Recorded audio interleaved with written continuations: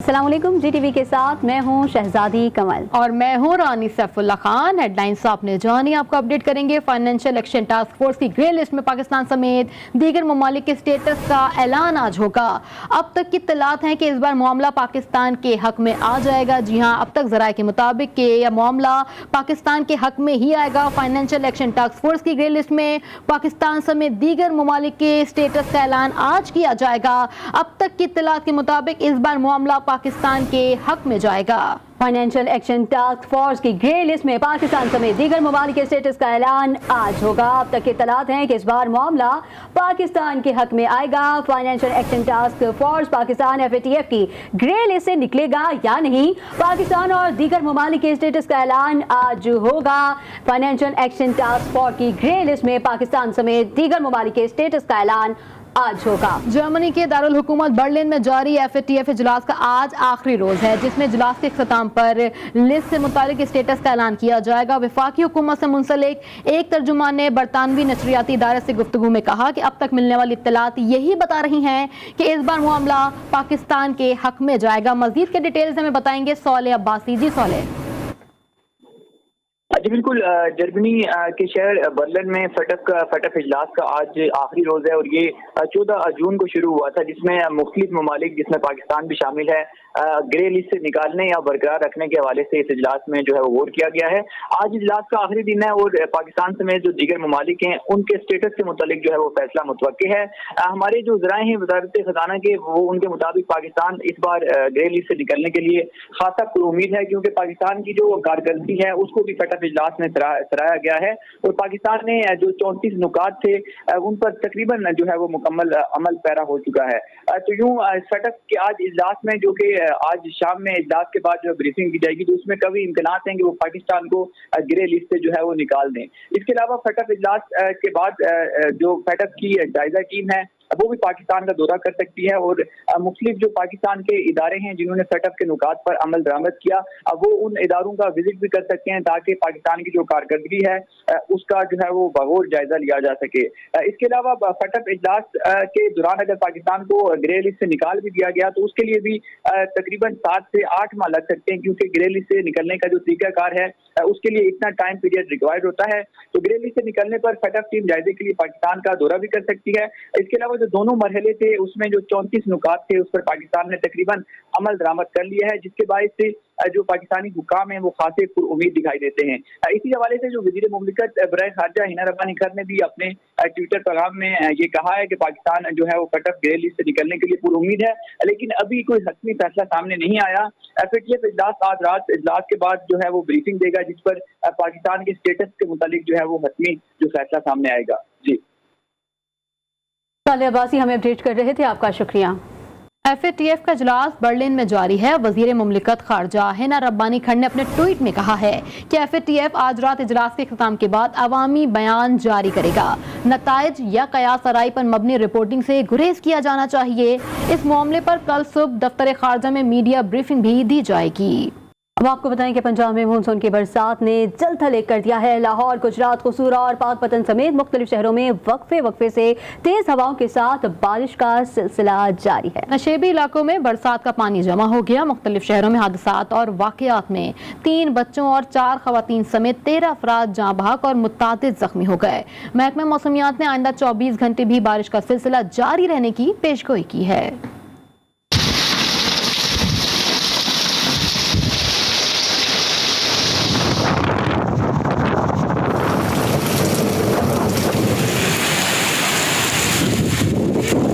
पंजाब में मानसून ने जलथल एक कर दिया। लाहौर, शेखुपुरा, कसूर, पाकपतन समेत मुख्तलिफ शहरों में वक्फे से तेज हवाओं के साथ बारिश का सिलसिला जारी है। बरसात से नशीबी इलाकों में पानी जमा हो गया, जबकि कई मकामात पर बिजली की फराहमी शदीद मुतासिर।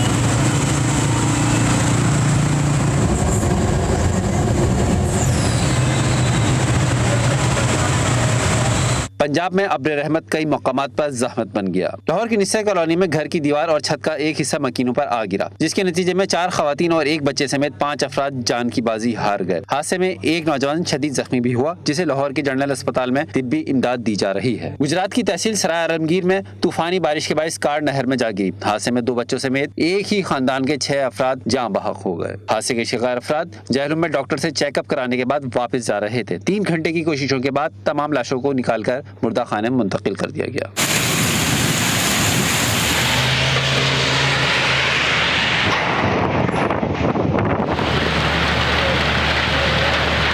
शकरगढ़ में लीगी रहनुमा दानियाल अजीज ट्रैफिक हादसे में शदीद जख्मी हो गए। बचना स्टॉप के करीब उनकी गाड़ी को ट्रक ने टक्कर मार दी। हादसे में ट्रक ड्राइवर नवेद जाबहक और 3 अफराद जख्मी हो गए। दानियाल अजीज को तिब्बी इमदाद के लिए अस्पताल मुंतकिल कर दिया गया। हादसे में दानियाल अजीज की गाड़ी मुकम्मल तौर पर तबाह हो गई। मानावाला में बारिश के बाद पैदा हुई फिसलन के बायस डंपर ने मोटरसाइकिल को टक्कर मार दी। हादसे में एक बच्चा जाबहक और 3 खवातीन समेत 4 अफराद जख्मी हो गए। रेस्क्यू रजाकारों ने लाश और जख्मियों को अस्पताल मुंतकिल कर दिया। लाहौर में मूसलाधार बारिश का सिलसिला मुसलसल जारी है। बारिश के बाद शहर की अहम शाहराहों पर पानी जमा हो गया। नशेबी इलाके ज़ेरे आब आने से शहरियों को शदीद मुश्किलात का सामना है। तफसीलात वहीद गुजर से जान लेते हैं। वहीद बताएगा, बारिश का सिलसिला तो जारी है, वाज़ा इंतजामिया भी कुछ कर रही है या नहीं? जी बिल्कुल, देखें कि गुज़श्ता रात से होने वाली शहर भर में बारिश ने इंतज़ामिया की कारकर्दगी का पोल खोल दिया है। इस वक्त हम जो है गद्दाफी स्टेडियम के बाहर मौजूद हैं। यहाँ पर बारिश का पानी जो है वो काफ़ी मिकदार में जमा हो चुका है, जबकि नशेबी इलाके और शहर की जो मेन अहम शाहराएँ जो हैं इस वक्त नदी नालों का मंजर पेश कर रही हैं। और जबकि महकमा मौसमियात के मुताबिक जो है आइंदा 3 से 4 रोज़ तक जो है मुसलसल बारिश का सिलसिला जो है वक्फे से जारी रहेगा। इस वक्त भी शहर के मुख्तलिफ इलाकों में हल्की और तेज़ बारिश का सिलसिला जो वो जारी है। और मगर हमने देखा कि वासा इंतज़ामिया की जानिब से कोई ख़ास इंतज़ामात जो हैं बारिश के पानी को टिकाने लगाने के वाले से नहीं नज़र आ रहे। इस वक्त जो है गद्दाफी स्टेडियम के अहाते के करीब जो है बाहर हम मौजूद हैं। यहाँ पर शदीद बारिश जारी है और वासा की जानिब से या ज़ाली इंतज़ामिया की जानिब से यहाँ पर सिर्फ 3 से 4 मुलाजिमीन जो है वो नज़र आ रहे हैं। मगर बारिश का सिलसिला जो है महकमा मौसमियात के मुताबिक जो है दिन भर जारी रहेगा। और जबकि आने वाले 3 से 4 रोज़ तक भी जो है बारिश जो है इसी तरह लाहौर के मुख्तलिफ इलाकों में हल्की और तेज़ जो है वो जारी रहेगी। जी, कराची के मुख्तलिफ इलाकों में बूंदाबांदी, बादलों ने सूरज की तपिश कम कर दी। मौसम खुशगवार हो गया। Najmabad, Sarjani town, north Karachi, MA जिन्ना रोड, फेडरल पी एरिया, सदर और दीगर इलाकों में सुबह सवेरे बूंदाबांदी हुई। महकमा मौसमियात के मुताबिक आज रात तक बूंदाबांदी और कल हल्की बारिश हो सकती है। इस्लामाबाद में बारिश के बाद मौसम खुशगवार हो गया। बारिश से गर्मी की शिद्दत में कमी आ गई। मौसम का अहवाल बताने वालों ने मजीद बारिशों की पेशगोई कर दी। मजीद तफसीलात जानते हैं आफ्ताब जहान से। जी आफ्ताब। जी बिल्कुल, मौसम के हवाले से बात करें तो शहर इक़्तिदार पे रात गए मूसलाधार बारिश और तेज़ हवाओं के बाद मौसम जो है कुछ हद तक खुशगवार हो चुका है। इस्लामाबाद में क्योंकि गुज़िश्ता कुछ दिनों से गर्मी की शिद्दत में जो है बेतहाशा इजाफा हो चुका था, लेकिन कल जो बारिश शुरू है उसके बाद से अब जो मौसम है वो खासा खुशगवार हो चुका है। इसके दर्जा हरारत जो है इस्लामाबाद की उसमें खासे कमी वाक़ई हुई है। मौसम के अहवाल बताने वालों ने मज़ीद भी बारिशों की पेशगोई की है, जबकि आज रात भी इस्लामाबाद में मौसम जुज़वी अबरालूद रहने के साथ तेज़ हवाओं और आंधी गरज चमक के साथ बारिश का भी इम्कान है, जिसके बाद मज़ीद जो गर्मी की शिद्दत है उसमें कमी जो है वो वाक़ई होगी। तो जैसे ही बारिश हुई है, अब्र रहमत जम के बरसा है, तो हर जानिब हम देख रहे हैं कि शहरी जो है वो खुशी से जो है वो बाहर भी निकले हैं और इस मौसम को लुत्फ़ उठा भी रहे हैं और मज़ीद इंजॉय भी करते हुए नज़र आ रहे हैं। जी, आपको बताएं कि प्री मानसून बारिश बरसाने वाला नया सिस्टम बलूचिस्तान में भी दाखिल हो गया है। बलूचिस्तान में आज दोपहर से प्री मानसून बारिश का नया सिलसिला शुरू होगा, जो 20 जून तक जारी रहेगा। बलूचिस्तान के मुख्तलिफ अजला सिब्बी, बोलान, नसीराबाद, झलमक्सी समेत मुतादिद मकामात पर गरज चमक के साथ बारिश का इम्कान है। PTMA की जानिब से मुतवक्का सिस्टम के ज़ेरे असर अजला के डिप्टी कमिश्नर्स के लिए अलर्ट जारी कर दिया गया है। मज़ीद तफसीलात जान लेते हैं नुमाइंदा ब्यूरो चीफ कोयटा बुशरा कमर से। जी बुशरा, अपडेट कीजिएगा इस हवाले से। जी बिल्कुल, प्री मानसून बारिशें बरसाने वाला नया सिस्टम जो है आज बलूचिस्तान में दाखिल हो गया है और सब बलूचिस्तान के मुख्तलिफ इलाकों में जो है बादल आसमान पर छाना शुरू हो गए हैं और तेज हवाएं जो है वो भी चलना शुरू हो गई हैं। इस सिस्टम के दाखिल होने के बाद 17 जून से 20 जून के दौरान बलूचिस्तान के जिला सिबी, बोलान, नसीराबाद, झलमक्सी, मस्तूंग, बारखान, ज़ियारत, जोब, कोयटा, कल्लात, फुसार, चमन और हरनाई में गरज चमक के साथ जो है बारिशें होने का इम्कान है। जबकि महकमा मौसमियात के मुताबिक पाक ईरान और पाक अफगान सरहदी इलाकों में गर्द आलूद हवाएं जो है वो भी चलना शुरू हो गई हैं। जैसे ही मानसून बारिशों का नया सिस्टम बलूचिस्तान में दाखिल हुआ है, महकमा पीडीएमए की जानिब से भी अलर्ट जारी कर दिया गया है और उन्होंने तमाम टीमें जो है उन्हें अलर्ट रहने के अहकाम जारी किए हैं। साथ ही साथ लोगों से भी कहा जा रहा है कि मानसून की बारिशों में जो है सैलाब का बहुत ज्यादा खतरा होता है। इससे लोग जो है वो तफरीही मकामात, खासतौर पर जो पानी वाले तफरीही मकामात हैं उनका रुख कम से कम करें और महफूज मकामात की जानिब जो है वो अपनी पिकनिक करें। जबकि जो इलाके ऐसे हैं जहाँ पर नदी नालों में तुग़यानी का खदशा है, वहाँ पर भी इकदाम के हवाले से जो है वो डीसीज के साथ राब्ता कर लिया गया और कोशिश की जा रही है कि मानसून की बारिशें अगर इनके बायस सैलाबी सूरत हाल होती है तो उसे फौरी तौर पर जो है वो कंट्रोल भी किया जा सके। जी कोयटा बुशरा कमर हमें अपडेट कर रही थी, आपका शुक्रिया। कराची के हल्का NA 240 में ज़िमनी इंतखाब के मार्के में मुत्तहदा कौमी मूवमेंट पाकिस्तान ने मैदान मार लिया। गैर हतमी गैर सरकारी नताइज के मुताबिक अबू बकर 10,683 वोट लेकर कामयाब करार। तहरीक लब्बैक पाकिस्तान के शहजादा शहबाज 10,618 वोट लेकर दूसरे नंबर पर, मुहाजिर कौमी मूवमेंट के सैयद रफीउद्दीन 8,383 वोट लेकर तीसरे नंबर पर रहे। कराची में NA 240 पर होने वाले ज़िमनी इंतखाबात MBM पाकिस्तान ने जीत लिया। गैर सरकारी गैर हतमी नताइज के मुताबिक मुत्तहदा कौमी मूवमेंट पाकिस्तान के उम्मीदवार मोहम्मद अबू बकर ने 10,683 वोट हासिल करके नशिस्त अपने नाम कर ली। TLP के उम्मीदवार शहजाद शहबाज 10,618 वोट लेकर दूसरे नंबर पर रहे। मुहाजिर कौमी मूवमेंट के सैयद रफीउद्दीन 8,383 वोट लेकर तीसरे नंबर पर रहे। नताइज सामने आने के बाद MQM पाकिस्तान के रहनुमा ख्वाजा अजहर हुसैन का कहना था, हम ज़िमनी इंतखाबात जीत चुके हैं। कराची में दोबारा पुरतशद्दुद सियासत की कोई गुंजाइश नहीं। इलेक्शन के दौरान गुंडागर्दी काबिले मुजम्मत है। इलेक्शन की जीत हो चुकी है। जिन पार्टियों की शिकस्त हुई है, अबू बकर भाई उनके भी MNA और इस पूरे हल्के के MNA और इंशाअल्लाह वो बिला तफरीक अपनी खिदमत जारी रखेंगे। इलेक्शन की तलखियों को भुलाकर जमहूरी तर्ज अमल इख्तियार करें, जमहूरी लबो लहजा इख्तियार करें। कारकुनान का इस तरह जख्मी होना, शहीद होना, पोलिंग स्टेशन के अंदर जाके गुंडागर्दी करना, ये अब कराची की सियासत में वापस नहीं आ सकता। तहरीक लब्बैक पाकिस्तान के सरबरा साद रिजवी ने इलेक्शन के नताइज मानने से इनकार कर दिया। प्रेस कॉन्फ्रेंस में कहा, ज़िमनी इलेक्शन के नताइज में धांधली हुई है। इलेक्शन ड्यूटीज के लिए गैर कानूनी अमला भर्ती किया गया। यहाँ पर इस हल्के में उनको तैनात किया गया जो कि बिल्कुल गैर कानूनी था और उसके बाद मुख्तलिफ पोलिंग स्टेशन पर धांधली की गई। इलेक्शन कमीशन के मुताबिक NA 240 पर ज़िमनी इंतखाबात में वोटर टर्नआउट 8.38% रहा। ज़िमनी इंतखाब के दौरान लांडी नंबर 6 में मुख्तलिफ मुकामात पर फायरिंग और हंगामा आराई के वाक़यात में एक शख्स हलाक और PSP रहनुमा समेत 5 अफराद जख्मी हुए थे। कराची में गुज़िश्ता रोज होने वाले ज़िमनी इंतखाब के दौरान होने वाली हंगामा आराई के 2 मुकदमात दर्ज कर लिए गए। लांझी थाने में दहशतगर्दी और दीगर दफात के तहत मुकदमा दर्ज किया गया है। FIR के मतन के मुताबिक एक सियासी जमात के 100 से 500 कारकुनान पोलिंग स्टेशन में दाखिल हुए, अमले को ज़दोकोब किया और इलेक्शन के सामान को नुकसान पहुंचाया।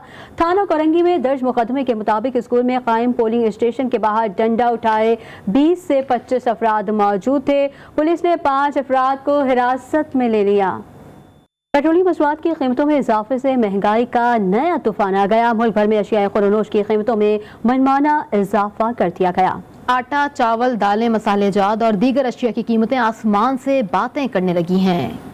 मुल्क में पेट्रोल और डीजल की कीमतों में होशरुबा इजाफे से महंगाई का नया तूफान आ गया है। खाने पीने की अशिया समेत जरूरी इस्तेमाल की चीजों की कीमत रोज बरोज बढ़ती जा रही है। आवाम कहती है हर चीज की कीमत में इतनी तेजी से इजाफा हो रहा है कि समझ में नहीं आता घर कैसे चलाएं। महंगाई तो बस यह हम कहते हैं कि या इस सोचने पर मजबूर हो गए कि क्या करें, कहाँ जाइए, किस तरीके से कमाएं। खुदारा गवर्नमेंट को ये चाहिए कि अशिया खुदनोश की जो कीमतें उस पर नज़रसानी किया जाए ताकि हम लोगों को कुछ न कुछ रिलीफ दिया जाए। महंगाई की नई लहर ने गरीब और मुतवस्सित तबके को शदीद मुतासर किया है। शहरियों का कहना है कि सूरत हाल बद से बदतर होती जा रही है। अब तो 2 वक्त की रोटी का हुसूल भी मुश्किल होता जा रहा है। अभी तो गुजारे ही नहीं होता, क्या करें। चीनी आप देख लें, घी देख लें, आटा आप देख लें, पहले हम 700 रुपये पे लेता था आटा, अभी 1500 रुपये पे लेते हैं। तो हम तो मजदूर हैं, मजदूरी करते हैं, जो कमाते हैं वही खाते हैं।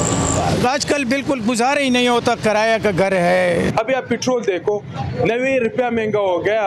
अल्लाह से खौफ करो, जब आपको हुकूमत चलाना नहीं आ रहा था क्यों आए आप? महंगाई के नए तूफान का सामना करने के लिए हुकूमत ने 4 करोड़ अफराद को माहाना 2000 रुपए देने का ऐलान किया है, जबकि यूटिलिटी स्टोर्स पर आटे और घी समेत कई अशिया सस्ती फराहम करने का पैकेज भी दिया गया है, मगर आवाम इससे मुतमईन दिखाई नहीं देती। पंजाब में गंदम की किल्लत में इजाफे के बायस आटे की कीमतें मुतासिर होने लगी। आटा चक्की मालिकान ने देसी आटे की कीमतों में खुद इजाफा कर दिया। चक्की का आटा 3 रुपए महंगा कर दिया गया। कीमत में इजाफे के बाद फी किलो आटे की कीमत 98 रुपए हो गई है। इस पर मज़ीद तफसीलात जानते हैं वहीद गुजर से। जी वहीद, आगाह कीजिएगा।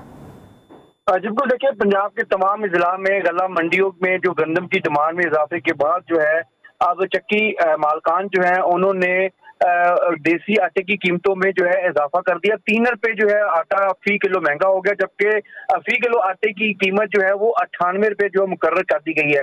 और इस वाले से जो ऑनर एसोसिएशन जो है अब्दुर्रहमान, उनकी जानिब से कहा गया कि ओपन मार्केट में गंदम की दाम कंट्रोल का जो मुतालबा भी रखा गया है। अगर यही सूरत रही तो मजीद भी इजाफा जो है वो मुतवक्के है। जी ठीक है वहीद गुजर, आप हमें अपडेट कर रहे थे, आपका बहुत शुक्रिया। मुल्क भर में जारी महंगाई का तूफान थमने का नाम ही नहीं ले रहा। पेशावर में गरीब इंसान की 2 वक्त की रोटी भी मुश्किल कर दी गई। आटे की कीमत मजीद इजाफा कर दिया गया। 20 किलोग्राम आटे के थैले की कीमत 150 रुपए बढ़ा दी गई। आटा डीलर्स एसोसिएशन के सदर हाजी रामबिल कहते हैं पंजाब में गंदम की कीमत में इजाफा और भत्ता लेने से आटे के नर्ख बढ़ गए हैं। मजीद तफसीलात जान लेते हैं नुमाइंदा GTV न्यूज़ नवाब शेर से, जो इस वक्त हाजी रामबिल के साथ ही मौजूद हैं। जी नवाब, बताइएगा क्या कहना है हाजी साहब का?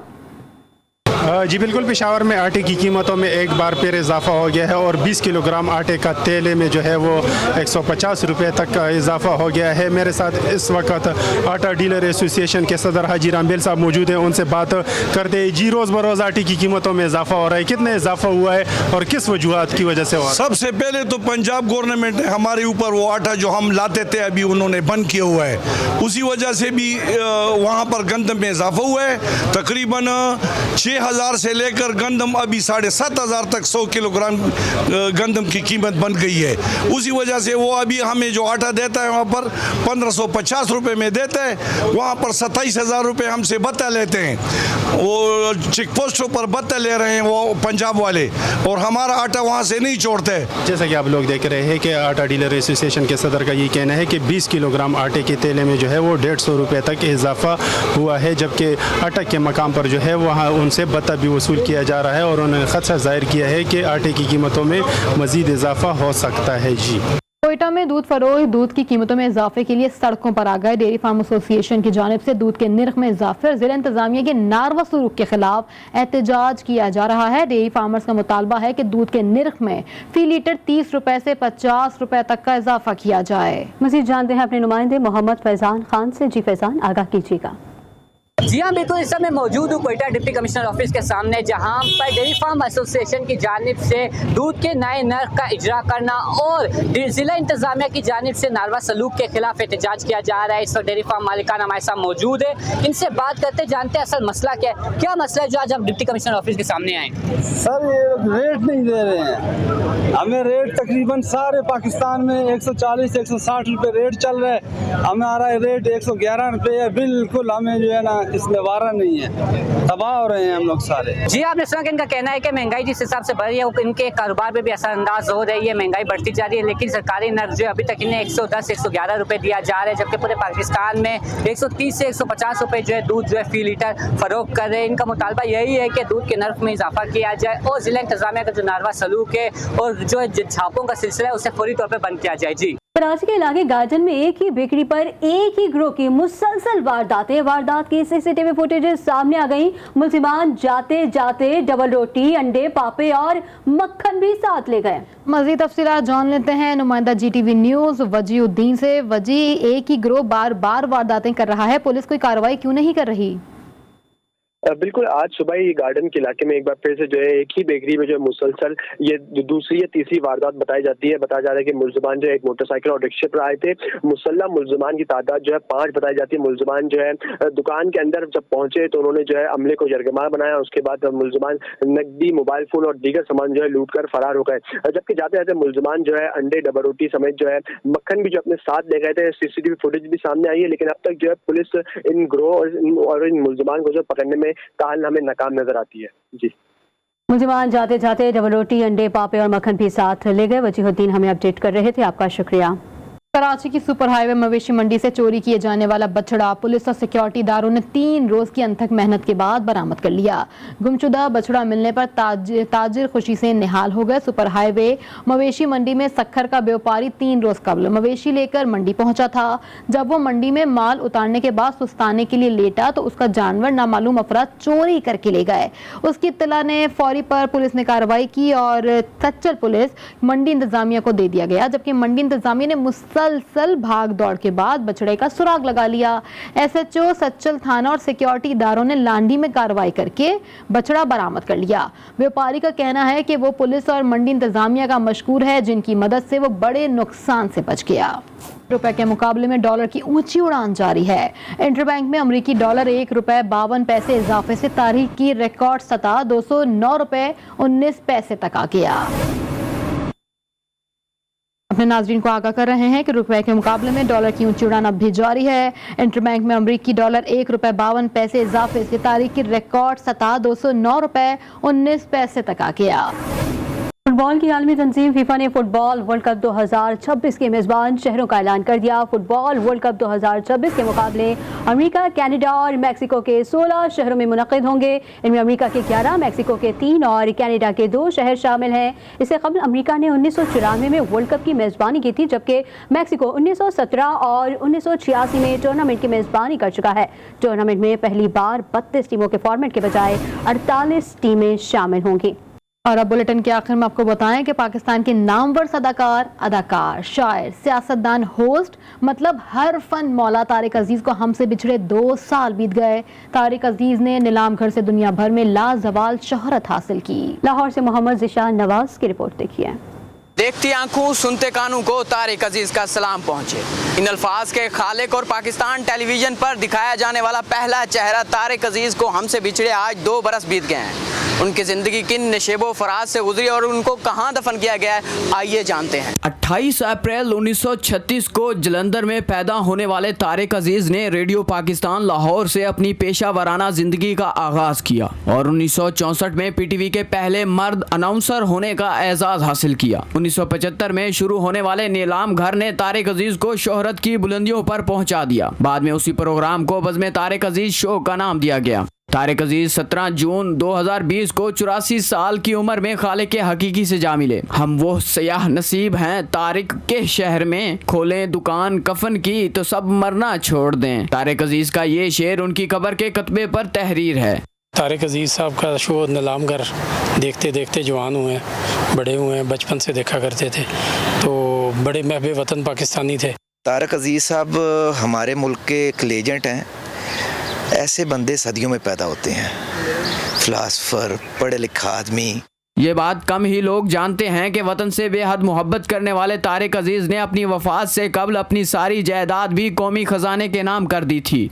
ये दुनिया जहाने फ़ानी है। जो भी शख्स इस दुनिया में आया है वो अपने मुकर्ररा करदा वक्त पर वापस चले गया है, जिस तरह तारिक अजीज साहब अपने जहाने फ़ानी से वापस चले गए। कैमरामैन राना जैन के साथ Mohammad Zeeshan Nawaz, GTV news Lahore. News studio से फिल वक्त इतना ही। देखते रहिए GTV न्यूज़, जी पाकिस्तान के लिए।